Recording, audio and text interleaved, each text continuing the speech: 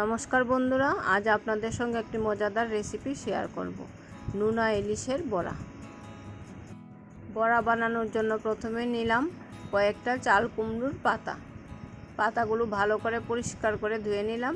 এবার নুন জল দিয়ে মেখে রেখে দিলাম 10 মিনিটের জন্য, যাতে পাতাগুলো সফট হয়ে যায়। ভিডিওটিতে একটি লাইক দিয়ে কন্টিনিউ করবেন প্লিজ।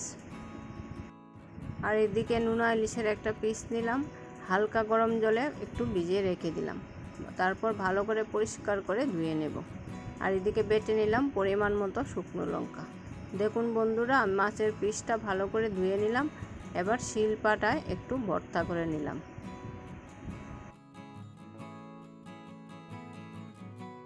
তারপর একটা বাটিতে নিলাম হলুদ আর পরিমাণ মতো নুন, আর এদিকে লঙ্কা বাটা। এর মধ্যে দিয়ে দিলাম পেঁয়াজ কুচি। আমি এখানে 3টি বড় সাইজের পেঁয়াজ কুচি কুচি করে কেটে নিয়েছি।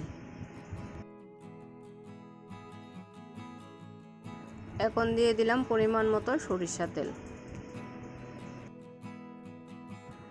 তারপর দিয়ে দিলাম এর মধ্যে শুকনো মাছটা। এখন সবগুলো উপকরণ একসঙ্গে ভালো করে মিশিয়ে নেব। এই মাছটা তো অনেক কাটা আর লঙ্কা দিয়েছি, তাই হাত দিয়ে আর মেশাবো না।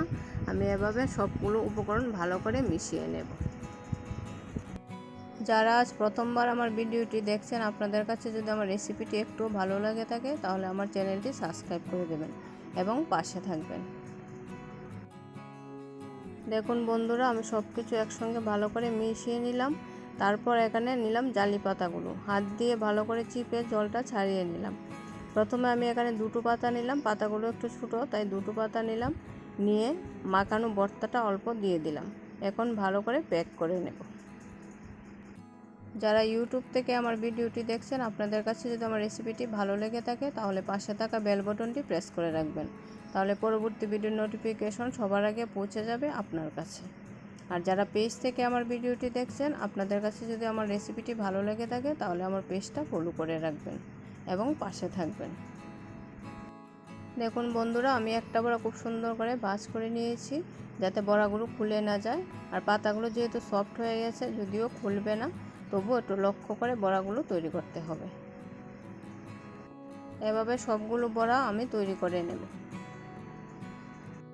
আমার রেসিপিটি যদি আপনাদের কাছে ভালো লেগে থাকে, তাহলে ভিডিওটিতে একটি লাইক দিবেন প্লিজ, আর একটি সুন্দর কমেন্ট করে যাবেন। আপনাদের একটি কমেন্টে আমি অনেকটা উৎসাহ পাই পরবর্তী ভিডিও বানানোর জন্য। রেসিপিটি ভালো লাগলে বন্ধুদের মধ্যে শেয়ার করে দেবেন প্লিজ। দেখুন বন্ধুরা, আমি সবগুলো বড়া বানিয়ে নিয়েছি। সবগুলো বলতে আমার এখানে 6টা বড়া হয়েছে। আমি বড়াগুলো একটু বড় সাইজের করেছি। এখন বসিয়ে দিলাম কড়াই, বড়াগুলো ভেজে নেব।